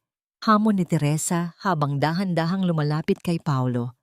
Huminto siya sa tapat ng lalaki at inayos ang kwelyo nito. Isang galaw na dati ay ginagawa niya ng may pagmamahal, ngunit ngayon ay puno ng panghahamak. Pero bago mo gawin iyon, itanong mo muna sa sarili mo. Kapag nalaman ng publiko na ang pinakasikat na magkasintahan sa bansa ay nagmamanipula ng accounting at nagnanakaw sa sarili nilang benefactor, sino ang unang babagsak? Naramdaman ni Paulo ang panghihina ng kanyang mga tuhod. Ang bawat salita ni Teresa ay tila isang pako na ibinabaon sa kanyang kabaong. Sa unang pagkakataon, nakita ni Paulo ang laki ng kanyang pagkakamali. Hindi dahil nawala ang pag-ibig ni Teresa, kundi dahil ang babaeng minsan niyang naging sandigan ay siya na ngayong magiging mitya ng kanyang tuluyang pagkawasak. Dahan-dahang tumalikod si Teresa at naglakad patungo sa kanyang sasakyan. Ngunit bago siya makasakay, tumunog ang kanyang cellphone. Isang mensahe mula sa isang hindi kilalang numero ang lumitaw. May regalo ako para sa iyo, Maria Teresa. Pumunta ka sa lumang bodega sa Tondo kung gusto mong makita ang taong bumasag sa buhay mo 25 taon na ang nakalilipas. Huwag kang magsasama ng pulis kung gusto mo siyang makitang buhay. Napahinto si Teresa. Ang malamig na hanging umiihip ay tila nagdala ng amoy ng luma at maruming bodega. Ang kanyang puso ay muling kinabahan, hindi dahil sa takot para sa sarili, kundi dahil sa posibilidad na ang anino ng nakaraan ay hindi pa tapos maglaro sa kanyang kapalaran. Ang utang na loob na ipinambubusal nila sa iyong bibig, Teresa, ay gawa sa dugo ng sarili mong mga magulang. Ang boses ni Mang Berting ay tila isang tuyot na kaluskos ng mga dahon sa gitna ng sementeryo. Nakaupo ang matanda sa isang lumang silya Sa sulok ng madilim at maalikabok na bodega sa Tondo, ang amoy ng kalawang, basang karton at ang masangsang na hangin ng lungsod ay tila sumasakal kay Teresa habang dahan-dahan siyang humahakbang palapit. Ang bawat yapak niya sa maruming sahig ay nagpapakita ng matinding kaibahan ng kanyang mamahaling sapatos sa paligid na minsang naging saksi ng kanyang pagdurusa. Nanlalabo ang mga mata ni Mang Berting dahil sa sakit, ngunit ang takot sa kanyang muka ay malinaw pa rin sa ilalim ng aandap-andap na bumbilya. Hawak ni Teresa ang kanyang dibdib, nararamdaman ang mabilis na kabog ng kanyang puso na tila gustong kumawala. Anong ibig mong sabihin, Mang Berting? Tanong ni Teresa. Ang kanyang boses ay nanginginig sa pagitan ng puot at matinding kaba. Sino ang nag-utos sa iyong kunin ako sa mga magulang ko? 25 taon na ang nakalilipas. Isang mapait na ubo ang kumawala sa matanda bago ito dahan-dahang tumingin sa mga mata ni Teresa. Si Doña Imelda, siya ang nagbayad sa akin para itapon ka sa malayo. Galit siya kay Don Eduardo dahil sa isang lumang alitan sa negosyo at lupa. Gusto niyang durugin ang puso ng ama mo sa pamamagitan ng pagkawala mo. Naramdaman ni Teresa ang biglang paglamig ng kanyang buong katawan. Ang bawat hininga niya ay tila naging yelo sa kanyang baga. Ang pamilyang pinaglingkuran niya ng tapat, ang pamilyang nang alipusta sa kanya gamit ang salitang utang na loob, ay siya palang dahilan kung bakit siya nawalay sa kanyang tunay na tahanan. Hindi siya kinuha ni Imelda mula sa lansangan dahil sa awa. Kinuha siya nito upang gawing alila at panoorin siyang magdusa sa harap mismo ng tagumpay na dapat ay sa kanya. Gusto niyang makita ang anak ng kanyang kaaway na lumuluhod sa kanyang paanan, naglalaban ng kanyang mga dumi at namamalimos ng tira-tirang pagkain. Patuloy ni Mang Berting habang ang mga luha ng pagsisisi ay dahan-dahang gumuguhit sa kanyang kulubot na pisngi. Iyon ang pinakamasakit na paghihiganti niya kay Don Eduardo. Ang gawin kang basahan sa loob ng 5 taon. Isang matalim na tunog ng pagpihit ng bakal na pinto ang bumasag sa katahimikan ng bodega. Ang mahaba at matalas na anino ng isang babae ay dahan-dahang gumapang sa sahig patungo sa kinaroroonan ni na Teresa. Ang drama niyo naman, nakakasuka. Ang boses ni Bianca ay tila isang hagupit ng latigo sa dilim. Lumingon si Teresa at nakita ang dalaga na may hawak na isang lighter. Ang maliit na apoy nito ay tila sumasayaw sa kanyang mga mata na puno ng kabaliwan. Sa kabilang kamay ni Bianca ay isang botelya ng gasolinang dahan-dahan niyang ibinubuhos sa paligid ng mga tuyong karton sa pintuan. Bianca, huwag! Sigaw ni Teresa. Akmang lalapit ngunit mabilis na itinaas ni Bianca ang lighter. Masyado ka ng maraming nalalaman, Teresa. Masyado ka ng nakakasagabal sa buhay namin ni Paulo. Pabulong na wika ni Bianca. Ang kanyang boses ay tila isang malupit na kanta. Hindi ko hahayaan na dahil sa isang basurang katulong na katulad mo, ay mawala ang lahat ng pinaghirapan ko. Kung mamatay ka rito sa Tondo, walang magugulat. Dito ka naman talaga nagsimula, hindi ba? Sa basura. Sa isang iglap, binitiwan ni Bianca ang lighter sa basang sahig na puno ng gasolina. Ang apoy ay mabilis na gumapang, tila isang gutom na ahas na lumalamon sa lahat ng madadaanan nito. Ang usok ay nagsimulang bumalot sa bodega, nagpapadilim sa paningin ni Teresa at nagpapahirap sa kanyang bawat hininga. Bianca! Paulo! Hiyaw ni Teresa. Ngunit ang tanging tugon ay ang tunog ng pagkakandado ng pinto mula sa labas at ang malakas na paghalakhak ni Bianca na dahan-dahang nawawala sa malayo. Napatingin si Teresa kay Mang Berting na hindi na makagalaw sa kanyang kinauupuan. Ang init ng apoy ay nanunuot na sa kanyang balat at ang bawat sulok ng bodega ay tila nagiging isang impyernong walang labasan. Sa gitna ng panganib, ang tanging nasa isip ni Teresa ay hindi ang kanyang sariling buhay, kundi ang puot na tila lalong nagpapatibay sa kanyang kagustuhang mabuhay. Hindi pa tayo tapos, Imelda. Hindi pa tayo tapos. Bulong ni Teresa habang pilit na binubuhat ang matanda sa gitna ng makapal na usok. Ngunit sa gitna ng kaguluhan, isang bahagi ng kisame ang dahan-dahang bumigay at bumagsak, humaharang sa kaisa-isang bintana na maaari niyang labasan. Ang huling nakita ni Teresa ay ang naglalagablab na pula ng apoy bago siya tuluyang mawalan ng lakas. Akala niyo ba ay abo na ako? Nagkakamali kayo dahil ang apoy na ginamit niyo para sunugin ako ay siya ring nagpatigas sa aking kalooban. Ang init ay tila isang dambuhalang kamay na pumipiga sa baga ni Teresa. Ang bawat singhap niya ay may kasamang lasa ng sunog na goma at alikabok. Sa gitna ng naglalagablab na pula at kahel na paligid, ang kaisa-isang bagay na malinaw sa kanyang isipan ay ang mukha ni Doña Imelda, ang babaeng nagnakaw ng kanyang kabataan at ginawa siyang alila sa loob ng sarili niyang kaharian. Hindi siya pwedeng mamatay rito, hindi sa ganitong paraan. Pilit niyang hinila ang walang malay na katawan ni Mang Berting.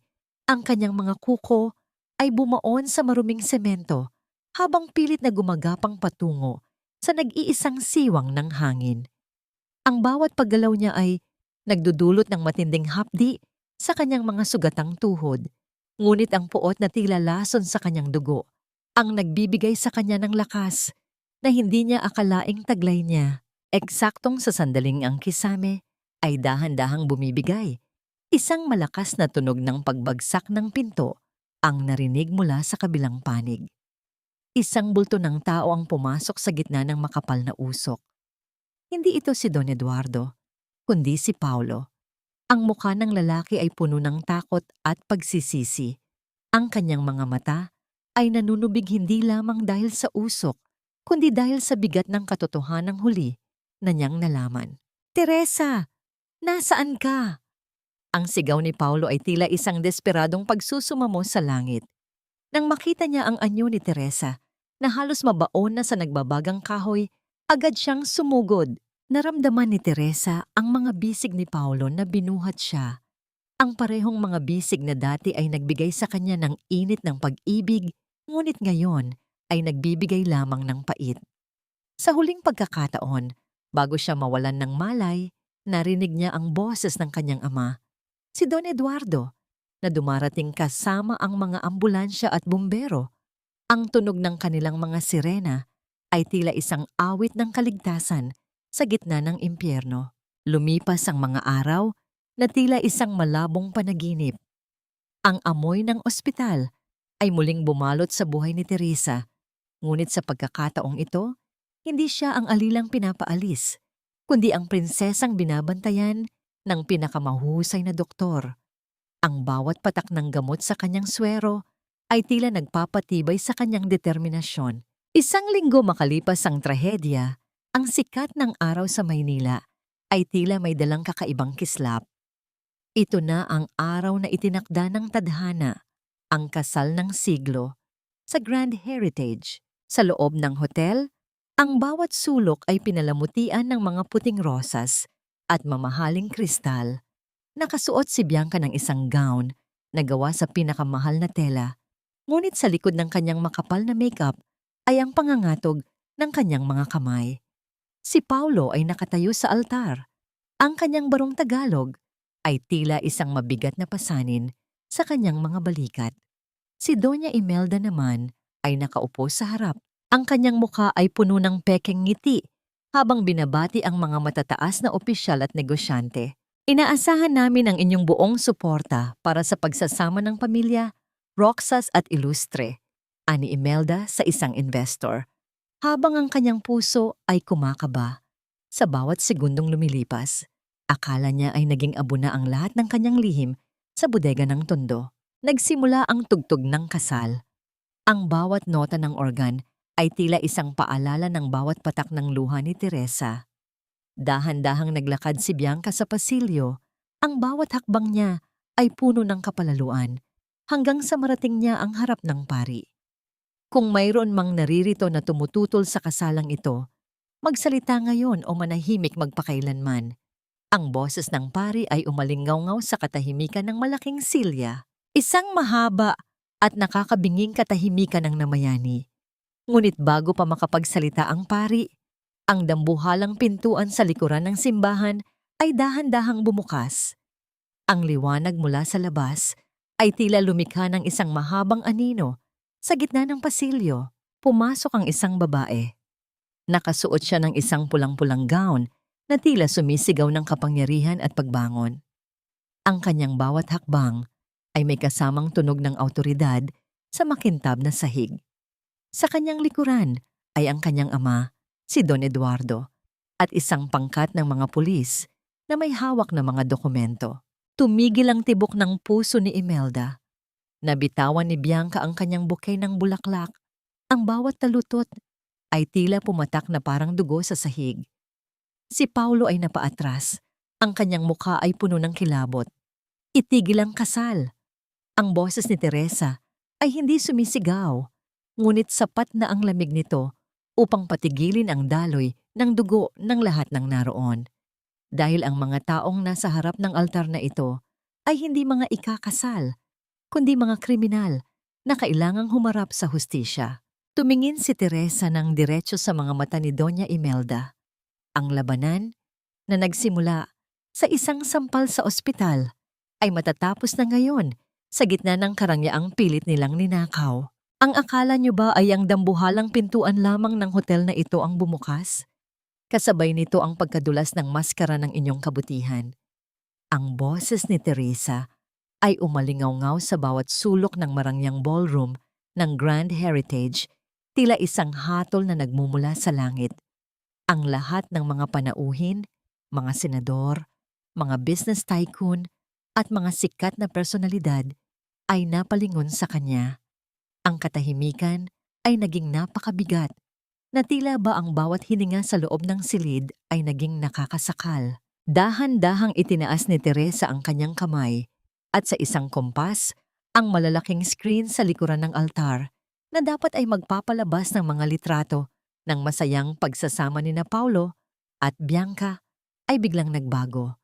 Sa halip na matatamis ng ngiti, ang lumitaw ay ang mga dokumento ng huwad na audit, ang mga illegal na wire transfer patungo sa offshore accounts ni Bianca, at ang pinakamatindi sa lahat, isang video recording ni Mang Berting sa loob ng ospital bago ito malagutan ng hininga. Isinisiwalat ang katotohanan tungkol sa pagkidnap kay Teresa 25 taon na ang nakalilipas sa utos ni Doña Imelda.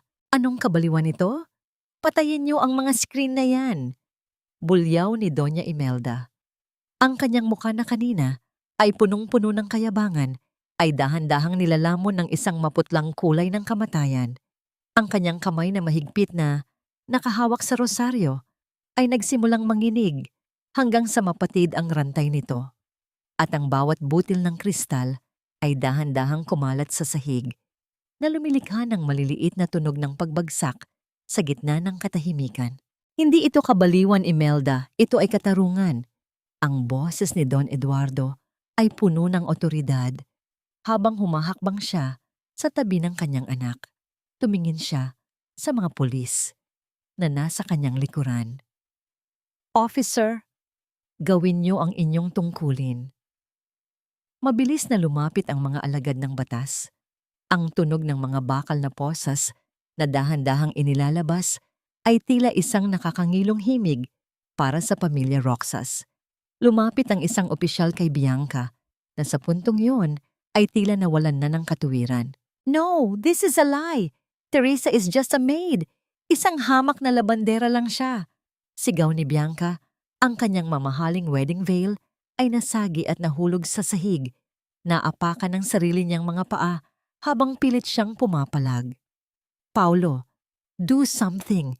Sabihin mo sa kanila na impostora siya. Ngunit si Paulo ay hindi makagalaw.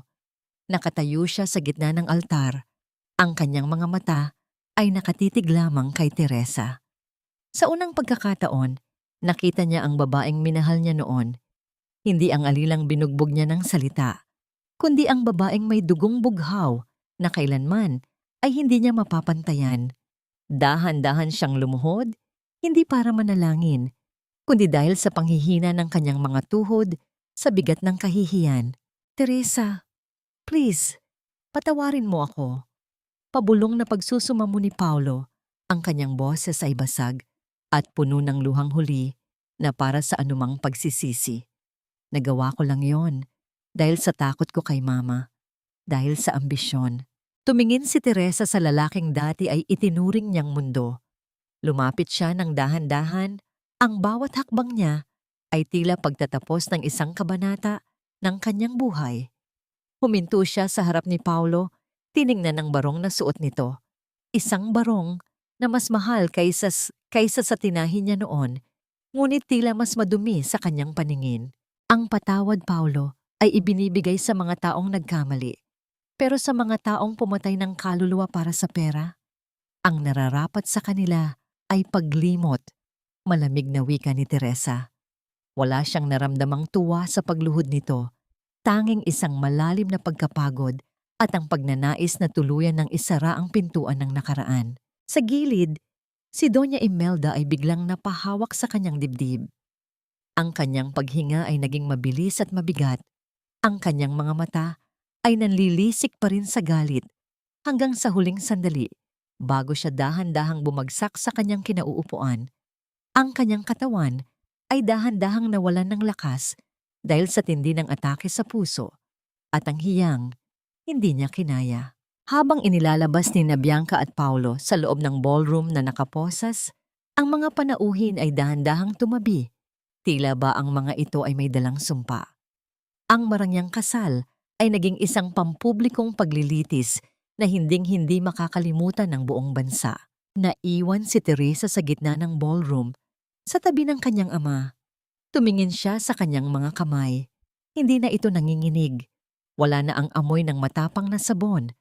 Tanging ang init na lamang ng kamay ng kanyang ama ang kanyang nararamdaman. Tapos na, Papa. Pabulong na wika ni Teresa, habang ang isang kaisa-isang luha ng paglaya ay dahan-dahang gumuhit sa kanyang pisngi.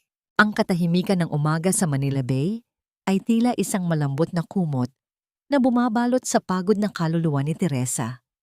Wala na ang ingay ng mga sirena ng pulis, wala na ang mga hiyaw ng pagpapanik sa loob ng hotel, at wala na ang mabigat na presensya ng mga roksas.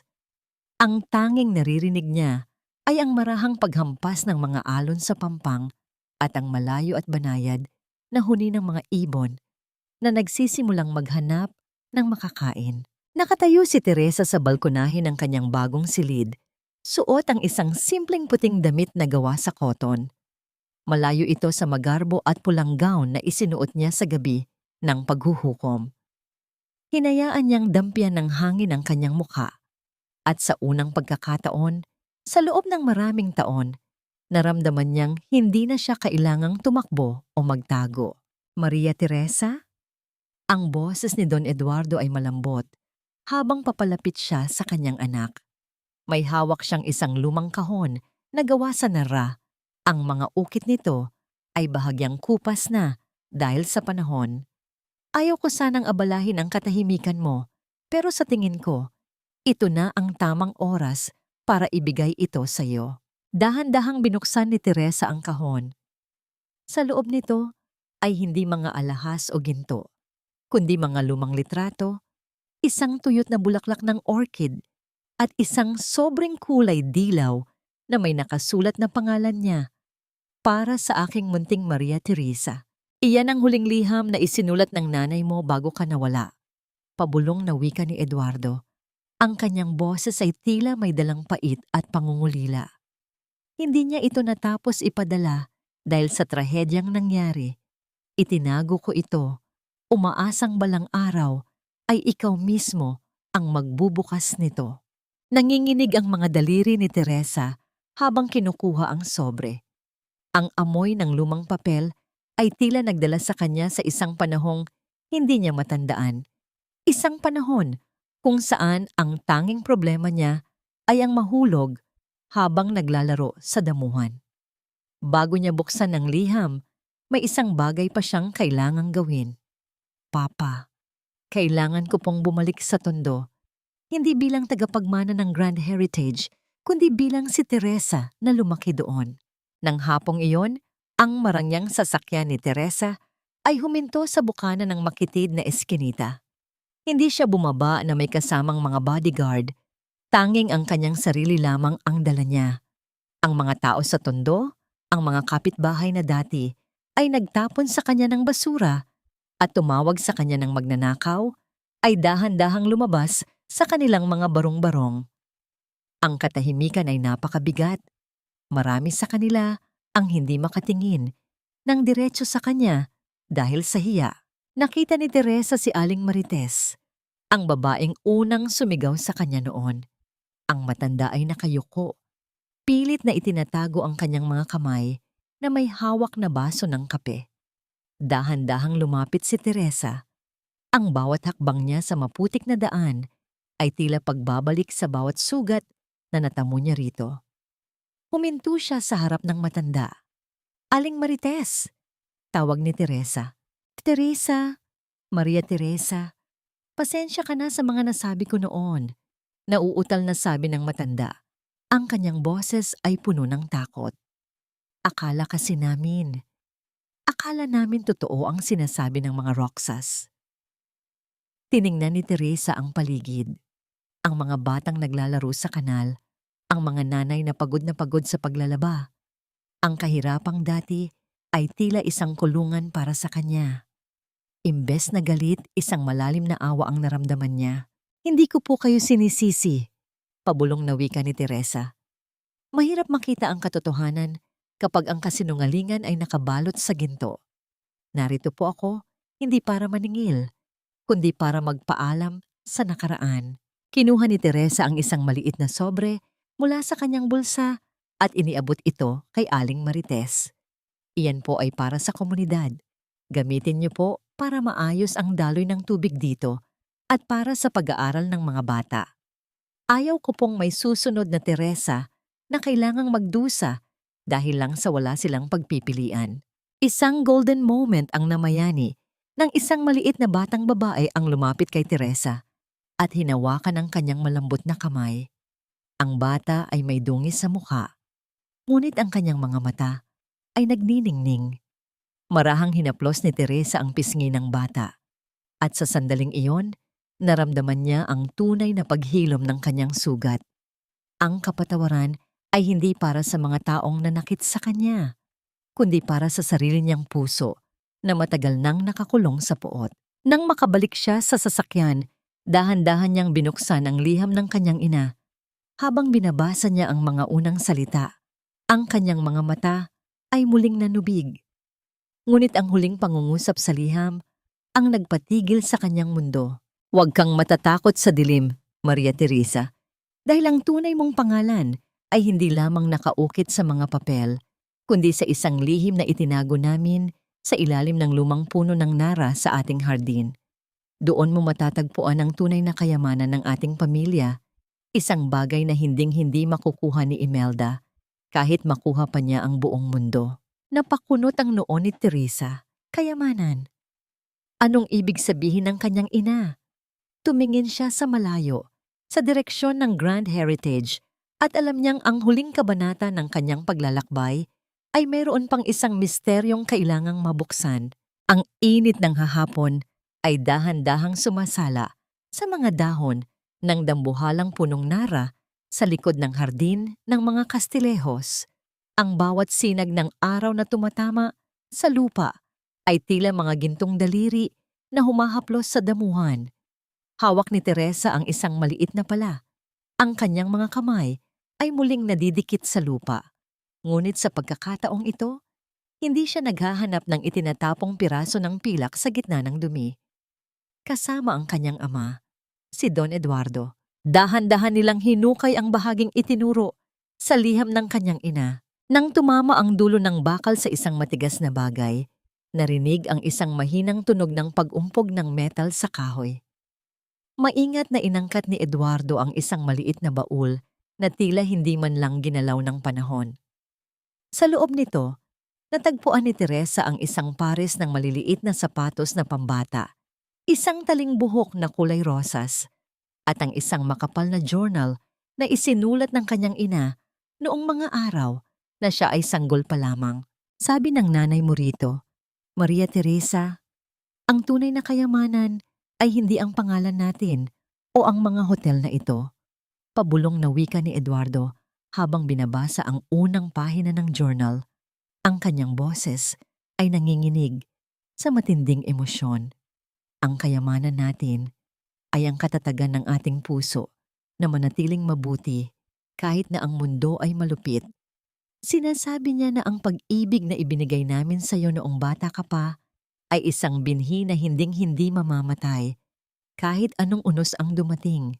Niyakap ni Teresa ang lumang journal sa kanyang dibdib. Sa sandaling iyon, naramdaman niya ang huling piraso ng kanyang pagkabasag na dahan-dahang nabubuo. Ang 5 taon ng pagiging alila, ang bawat sampal, at ang bawat pang-aalipusta ni na Paulo at Bianca ay tila mga malalayong anino na lamang na unti-unting nilalamon ng liwanag. Hindi na siya ang biktima. Siya na ang nagmamay-ari ng sarili niyang kwento. Tungkol naman sa pamilya Roxas, ang balita ay mabilis na kumalat. Si Paulo ay nahatulan ng mahabang taon sa kulungan dahil sa estafa at tangkang pagpatay.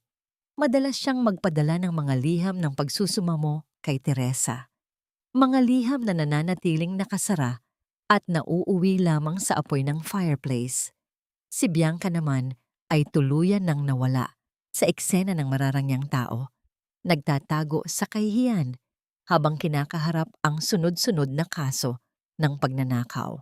Ang dati nilang mansyon ay na-foreclose at ngayon ay ginagawa ng isang shelter para sa mga biktima ng domestic abuse. Isang proyektong pinamumunuan mismo ni Teresa na tinawag niyang The Orchid House. Si Doña Imelda ay nanatili sa isang rehabilitation center.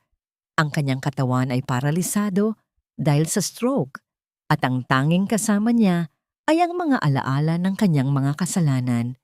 Walang sino man sa kanyang mga dating kaibigan ang bumibisita sa kanya. Ang katahimikan sa kanyang paligid ay ang pinakamabigat na parusa para sa isang babaeng nangarap ng walang hanggang kapangyarihan. Isang hapon, habang nakatayo si Teresa sa dalampasigan kasama ang kanyang ama, pinanood nila ang paglubog ng araw na tila isang dambuhalang painting sa langit.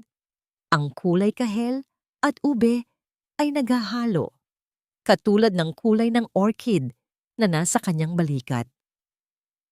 "Napatawad mo na ba sila, anak?" tanong ni Eduardo habang nakatingin sa malayo. Huminga ng malalim si Teresa. Ang hangin mula sa dagat ay may dalang amoy ng kalayaan. Ang pagpapatawad, Papa, ay hindi nangangahulugang ibabalik ko sila sa buhay ko. Pinatawad ko na sila dahil ayaw ko nang magdala ng bigat sa puso ko. Malaya na ako at iyon ang pinakamahalagang tagumpay na nakuha ko. Dahan-dahang sumandal si Teresa sa balikat ng kanyang ama. Ang markang orchid sa kanyang balat ay hindi na sumasalamin sa sakit ng nakaraan, kundi sa kagandahan ng pagbangon. Ang alilang itinapon sa imburnal ay wala na.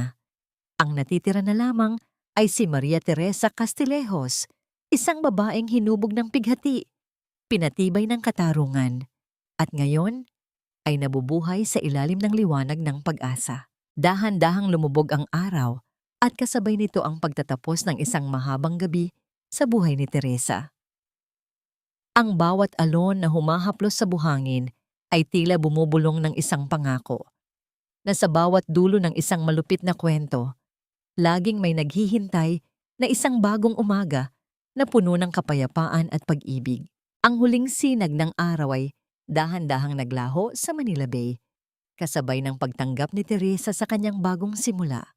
Isang mahabang paglalakbay ang natapos mula sa madilim na kanal patungo sa liwanag ng katarungan. Mga mahal kong tagapakinig, maraming salamat sa pagsama sa amin hanggang sa huling sandaling ito ng ating paglalakbay. Habang isinusulat ko ang kwentong ito, hindi ko mapigilang madurog ang sarili kong puso, lalo na sa bahaging kailangang halukay ni Teresa, ang madilim at mabahong imburnal sa gitna ng malakas na bagyo para lamang sa isang piraso ng alaala. Ang eksenang yon ay binuo ng may matinding pag-iisip at emosyon dahil alam kong marami sa atin ang nakararanas ng ganoong pakiramdam. Ang pakiramdam na itinapon at binaliwala ng mga taong dapat ay nag-aalaga sa atin. Ang bawat salita rito ay alay ko sa mga totoong Teresa. Sa labas ng ating kwento, ang mga babaeng patuloy na bumabangon sa kabila ng mga lihim na pait sa kanilang puso. Ang buhay ay parang isang ligaw na orchid sa gitna ng masukal na gubat. Hindi nito kailangan ng marangyang florera o ng pekeng pag-aaruga upang ipakita ang tunay nitong ganda. Sapat na ang sarili nitong ugat na nakabaon sa katotohanan at ang ulan ng pagtitiis upang sa tamang panahon, ang bawat talutot nito ay mamukadkad ng may dignidad na hindi kayang nakawin ng kahit sinong mapang-api. Sa inyong palagay, tama ba ang naging desisyon ni Teresa na huwag nang basahin ang mga liham ni Paulo at tuluyan na itong kalimutan? O naniniwala kayo na dapat ay binigyan niya pa ito ng pagkakataong magpaliwanag sa huling sandali? Habang pinapakinggan niyo ang bahaging ito, saan kaya kayo naroroon? Marahil ay kasalukuyan kayong nagluluto ng hapunan para sa pamilya o nagpapahinga matapos ang isang mahabang araw ng pagtatrabaho. Nais ko kayong makilala ng higit pa. Mangyaring mag-iwan kayo ng komento, ibahagi ang inyong mga karanasan dahil dito sa ating munting komunidad, ang inyong tinig ay mahalaga at laging may nakikinig. Huwag niyo ring kalimutang i-like at i-share ang ating kwento upang maging inspirasyon din ito sa iba nating mga kababayan na nangangailangan ng lakas ng loob. Naway baunin ninyo ang kapayapaan sa inyong pagtulog at ang pag-asa sa inyong paggising. Tandaan ninyo, kayo ang reyna ng sarili ninyong kapalaran. Hanggang sa muli nating pagkukwentuhan, pagpalain kayo ng may kapal. Pamagat ng kwento. Ang munting orchid sa gitna ng putikan, laruang paalala. Ang lahat ng mga karakter at sitwasyon sa kwentong ito ay katang-isip lamang na nilikha para sa layuning libangin at maghatid ng positibong mensahe sa lahat.